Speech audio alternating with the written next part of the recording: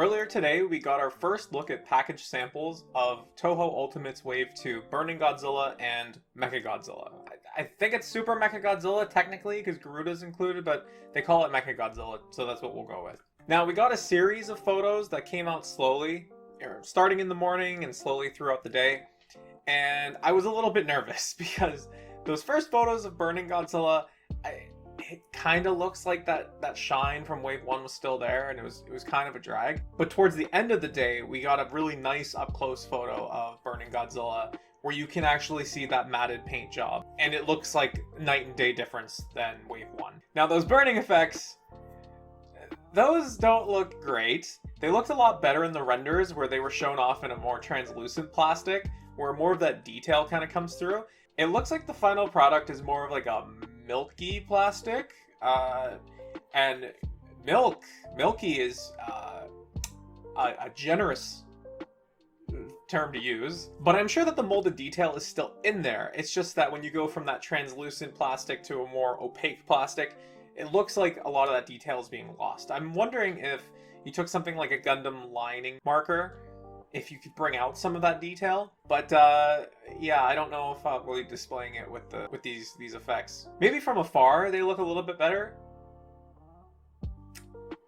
Yeah, I'm not really so sure. Mechagodzilla, I think, looks awesome. I think Mechagodzilla's looked awesome since even the resin prototypes. I have seen a few folks voice their distaste for this figure, saying that it's like wildly inaccurate to the actual suit. Like, it's not entirely accurate, but it doesn't look like Kyu, for God's sake.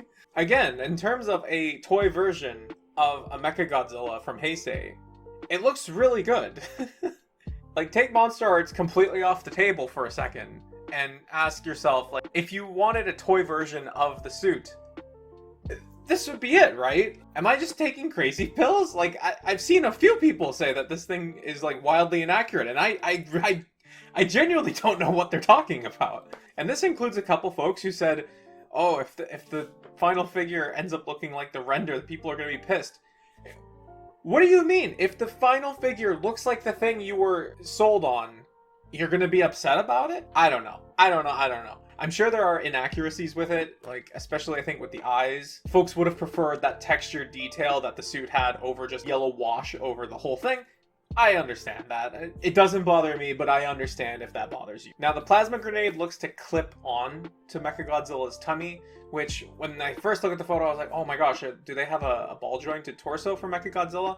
But if that plasma grenade is a clip-on, then I'm pretty sure it's not, and that it's going to be a swivel, which is unfortunate, but I think we kind of knew that the swivel torso complaints were not going to be able to be addressed for Wave 2, Wave 3, maybe even Wave 4, depending on how far along they were into production of Wave 4. And when I say production, I know that they need to hit the minimum order quantities, but you could still get started on all that 3D engineering stuff. So Wave 4 probably won't have some of those tail changes, torso changes.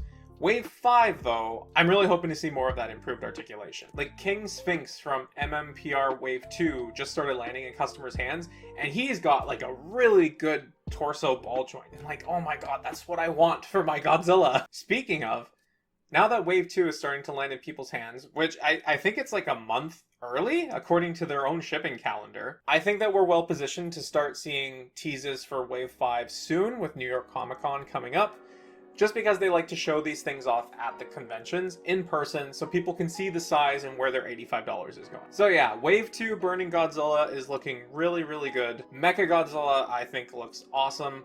I was kind of hoping that Burning Godzilla would not turn out so great, because I thought, oh, like, maybe I can skip Burning Godzilla and just get the 1200 degrees Celsius version as my, like, you know, 95, the definitive 95 Ultimates on my shelf.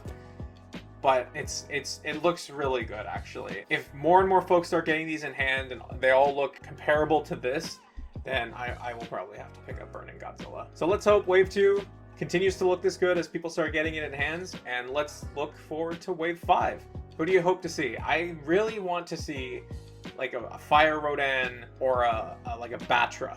That's what I'm really hoping to see, and I want to see some beam effects that aren't a Super Pack bonus, because getting these things shipped to Canada from Super 7 directly, it's most of the cost of one of these figures. I don't suppose Wave 5 will be Showa. Nah, probably not. Anyway, thanks for watching, and I'll see you again soon.